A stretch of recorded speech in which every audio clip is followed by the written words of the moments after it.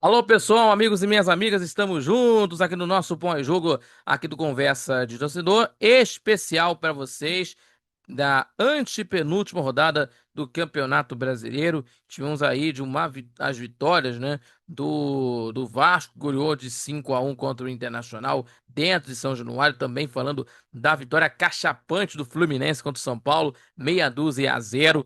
Também o empate do Flamengo contra o Atlético Mineiro, que também, né, que com a derrota do Palmeiras, que ficou mais perto da conquista do Campeonato Brasileiro, e também o empate do Botafogo contra o Corinthians fora de casa, que nós vamos falar aqui de tudo isso, dos cariocas em ação da antepenúltima rodada do Campeonato Brasileiro. Mas antes disso, se inscreva no canal do YouTube, compartilhe os nossos vídeos, deixando aquele like, o seu joinha, que ajuda muito o nosso crescimento do canal, também fortalecendo nosso trabalho e também acompanhando também pelas redes sociais do Conversa de Torcedor. E não esquecendo, temos o nosso Conversa de Torcedor Notícias, terça e quintas-feiras, sempre às 18 horas, vale a pena conferir. E também às 11 da manhã de todo sábado, ao vivo pela Rádio Nossa Senhora de Copacabana, e também falando da última rodada, em Campeonato Brasileiro terá aí a última rodada no domingo, de jogos para vocês conferirem e muito mais, e também do jogo do Flamengo, que pode ser remanejado para sábado por conta da Copa Intercontinental de Clubes, tá bom? Não esqueça, 11 da manhã, neste sábado, acompanhando aí pela Rádio Nossa Senhora de Copacabana, 98,7 FM, acompanhando pelo site radioNSC.com, também pela Rádiosnet, e acompanhando de tudo o que está acontecendo aí dos bastidores do futebol e também das outras modalidades esportivas, além também do da seleção brasileira. É claro que nós vamos estar acompanhando também do sorteio da Copa do Mundo. É, o sorteio da Copa do Mundo que vai acontecer nessa semana, e vocês vão conferir aqui no Conversa de Torcedor. Sorteio da Copa do Mundo. Sorteio da Copa do Mundo 2026, dos grupos, e também quem será que vai estar no grupo do Brasil nesta Copa do Mundo no ano que vem. Nós vamos estar conferindo nessa sexta-feira para vocês, tá bom? E vamos iniciar aqui com um empate do Flamengo contra o Atlético Mineiro, e também aí, né, meus amigos, e que está muito próximo do Campeonato Brasileiro, e com a derrota do Palmeiras contra o Grêmio, a equipe do Flamengo, né, tendo aí, precisando de uma vitória ou um empate, talvez, para o Flamengo ser campeão brasileiro. E nesse confronto, o Bernat abriu a contagem para o Atlético, né, no primeiro tempo, e o Bruno Henrique igualou no segundo tempo, aos 46 do segundo tempo, apesar do primeiro gol ter sido dos mineiros, o Flamengo criou mais chances de gol, e também a equipe carioca parou em grande atuação do Everson, que só não pegou a cabeçada do Bruno Henrique no final. E o goleiro do Atlético, né, o Everson, evitou a vitória confortável do Flamengo. A equipe do Felipe Luiz criou muitas chances, mas parou nas três defesas, pelo menos, né, do goleiro do Atlético. E o time carioca acertou também a trave duas vezes em cabeçadas do Samuel Lino e Plata também.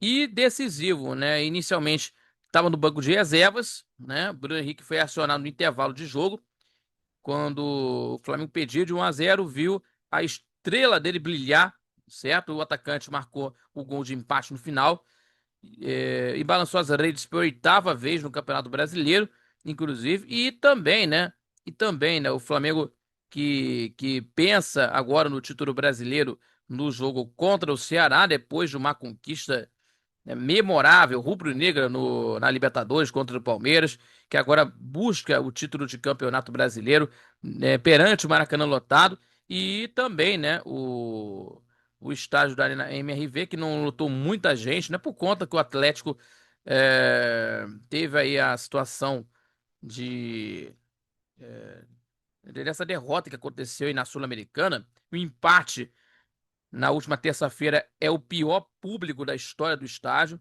18.321 torcedores foram ao estádio, né? E o jogo foi disputado 3 dias depois contra o Lanús, que o Atlético perdeu aí a competição da Sul-Americana, e os torcedores que ficaram chateados com a equipe, né? Que perderam o jogo aí lá no estádio Defensores del Chaco, e aí não foram muita gente, tendo aí 18 mil pessoas no estádio. Então o Flamengo vai encarar contra a equipe do Ceará nesta quarta-feira, às 9h30 da noite, horário de Brasília, e também no mesmo horário, Atlético Mineiro e Palmeiras, também no horário das 9h30 da noite, disputando aí na penúltima rodada do Campeonato Brasileiro. Então, o Flamengo em busca do seu 9º título de Campeonato Brasileiro de Futebol. E vamos falar aqui agora do Fluminense, que amassou o São Paulo pelo placar de 6-0 no Maracanã e se qualificando na próxima Copa Libertadores, a maior goleada do confronto, e volta ao torneio continental após uma temporada de ausência. Os gols marcados pelo Canobi 2 vezes, Martinelli, Nonato, John Kennedy e Serna. E uma noite histórica, né? Uma noite histórica do Fluminense, de que se qualificou para a Copa Libertadores da América no ano que vem.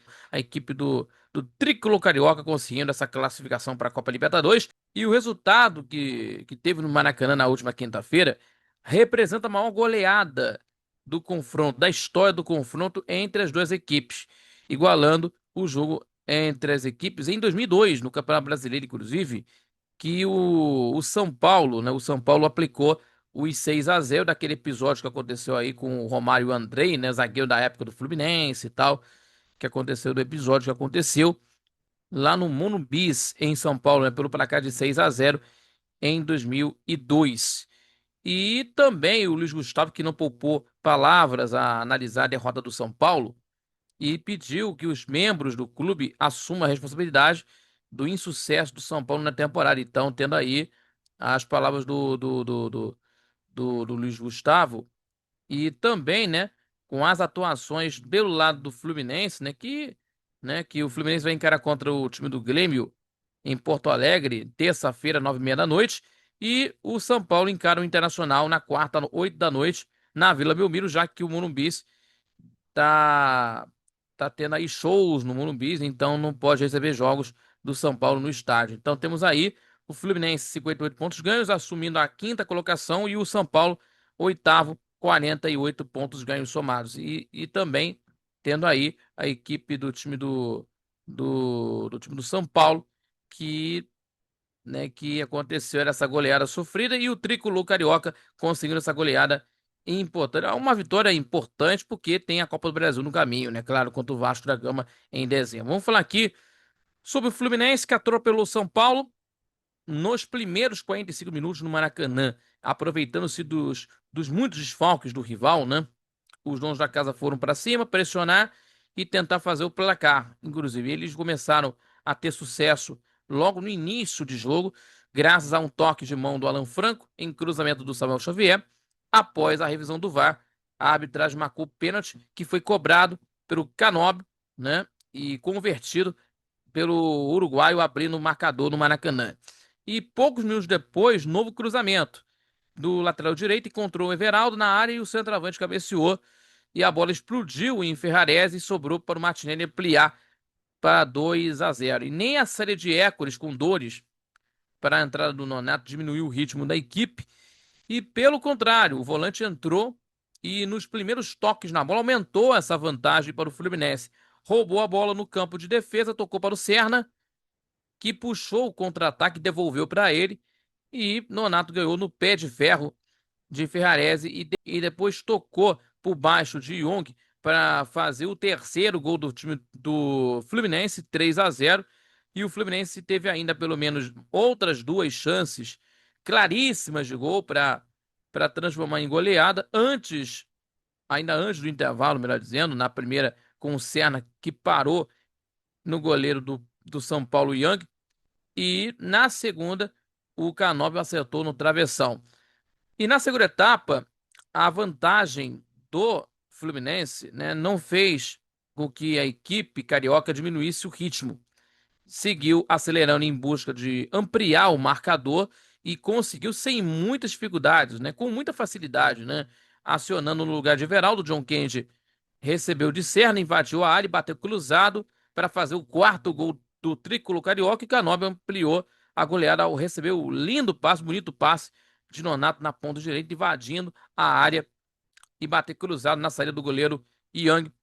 E o Serna fechou o marcador, aproveitando o cruzamento do Soteldo, a primeira participação em gol do venezuelano com a camisa do Fluminense, né? em um atropelo histórico dentro do Maracanã e principalmente aí pelas esperanças que estão sendo voltadas aí agora para a Copa do Brasil, se preparando para a semifinal da Copa do Brasil que teremos em dezembro, no clássico contra o Vasco da Gama. Então, Vasco e Fluminense tem aí nesses dois jogos no Maracanã. E o Fluminense, do técnico Zubeldia, passando essa confiança aos jogadores também. O Fluminense, a esperança do seu torcedor de ver, mais uma vez, o tricolor carioca reguendo a taça, né? Nesse título nacional, agora na Copa do Brasil, tentando aí o bicampeonato da Copa do Brasil. E para o São Paulo, que tendo aí essa, essa goleada sofrida, né? Que agora parou na oitava colocação, que agora tem aí rever os conceitos, né? Para o ano que vem e talvez tenha uma remontagem do elenco para o ano que vem. Então, o Fluminense vai jogar aí na próxima rodada contra o Grêmio nesta terça às 9h30 e também pensando na Copa do Brasil, que vai acontecer em dezembro contra a equipe do Vasco da Gama. E vamos falar aqui do Vasco da Gama contra o Internacional, né? A incomum noite de sexta-feira, né? Com a rodada do campeonato que ficou ainda mais maluca com esse jogo entre Vasco e Inter, que tivemos aí 2-1 na primeira etapa, 2-1 no primeiro tempo para a equipe Cruz Maltina, e o intervalo que durou 1h30, né? Ficou paralisado, pela dizendo aí, por conta das fortes chuvas que teve no Rio. E a equipe do Fernando Diniz atropelou na segunda etapa e transformando a vitória em goleada 5-1. Andrés Gomes, Ryan abriram a contagem.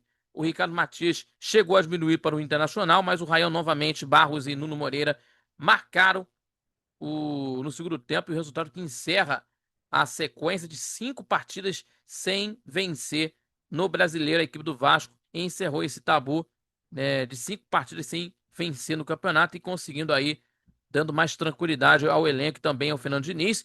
Já o Internacional, que entrou na zona do rebaixamento, na 17ª colocação, com 41 pontos ganhos, e que tivemos aí, por exemplo, a vitória do Santos contra o Sport, que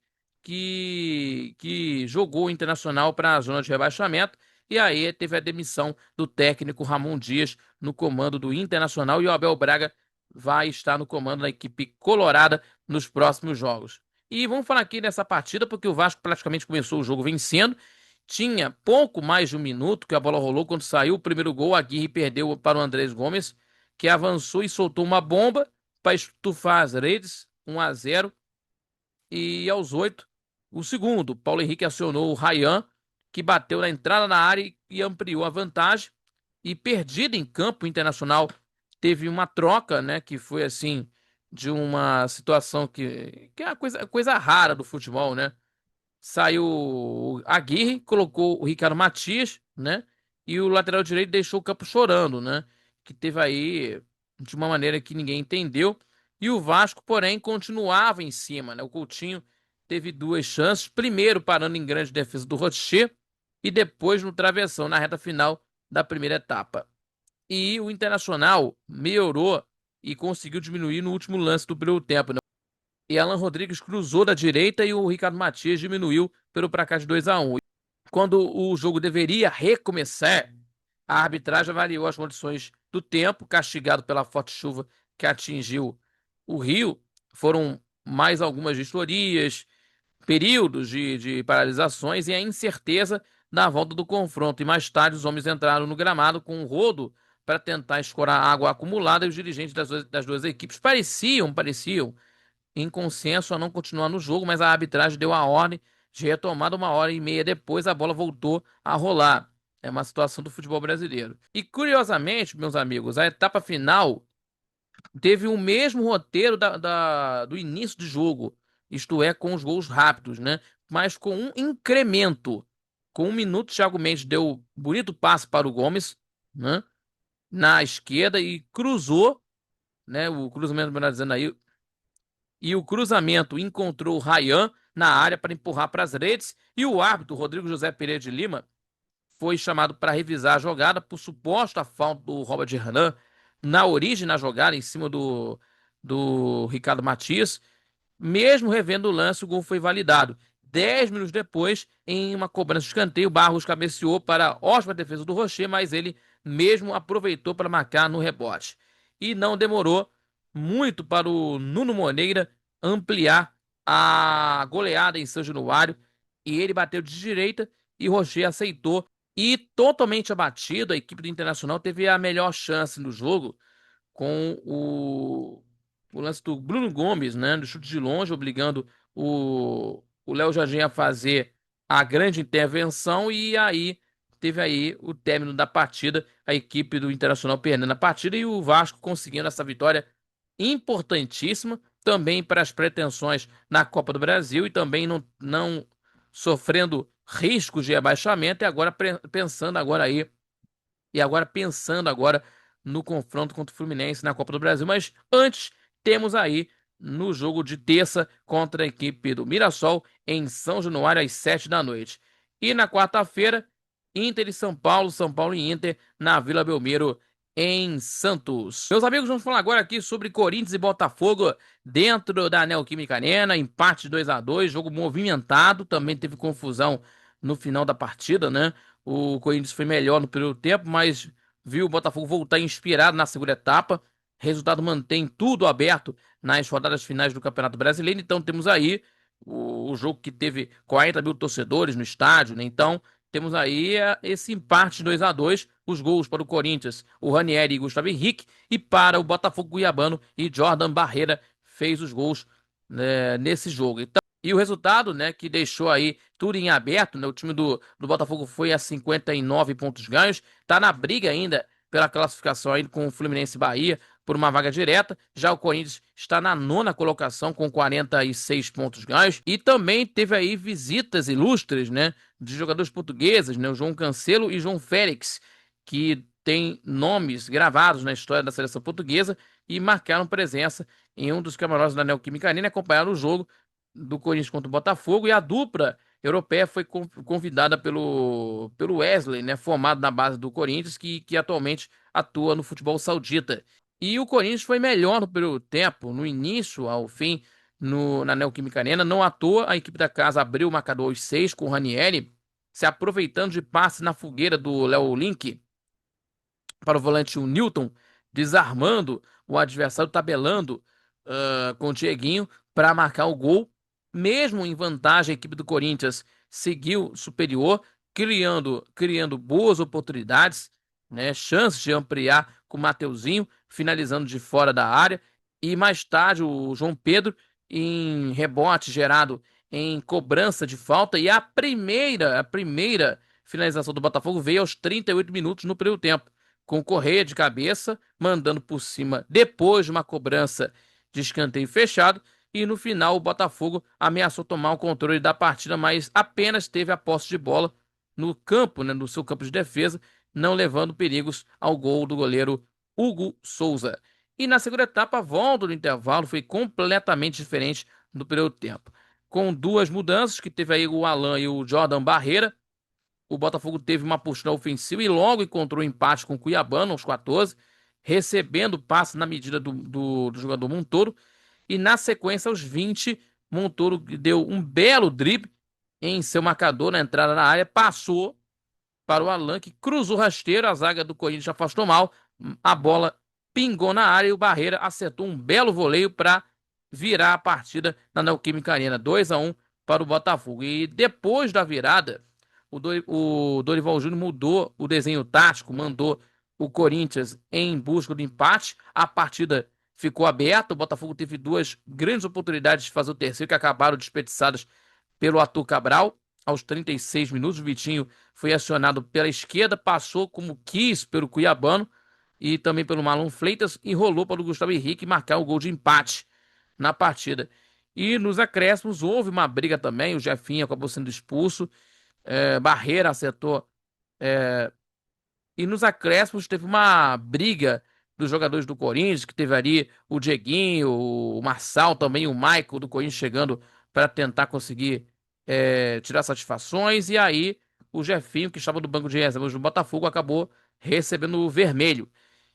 E o Barreira ainda acertou mais um voleio que ele acertou, porém não conseguiu o gol, mantendo aí no clássico pelo placar de 2-2 o jogo no estádio na Neoquímica. Teremos aqui a penúltima rodada do Campeonato Brasileiro. Teremos aí o Corinthians visita o Fortaleza no Castelão, quarta-feira às 7 da noite. E no dia seguinte, o Botafogo visita o Cruzeiro no Mineirão, 7h30 da noite, que vai marcar aí a o encerramento da penúltima rodada da Série A do Campeonato Brasileiro de Futebol. E também na classificação, né, os clubes do Rio, o Flamengo, se vencer agora contra o Ceará e um tropeço do Palmeiras aí, o Flamengo garante aí o seu nono título de Campeonato Brasileiro, 75 pontos ganhos, primeiro colocado.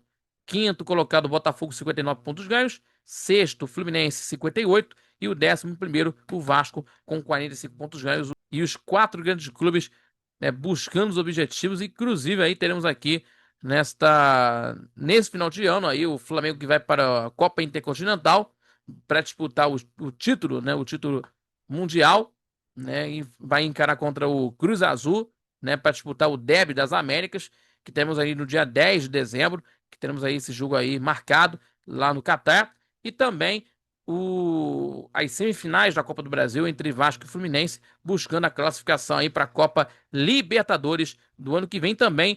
Quem vai, quem vai disputar a final e tentar o bicampeonato de Copa do Brasil? Vocês vão conferir aí nesta semifinal da Copa do Brasil entre Vasco e Fluminense no Maracanã, dos dois jogos.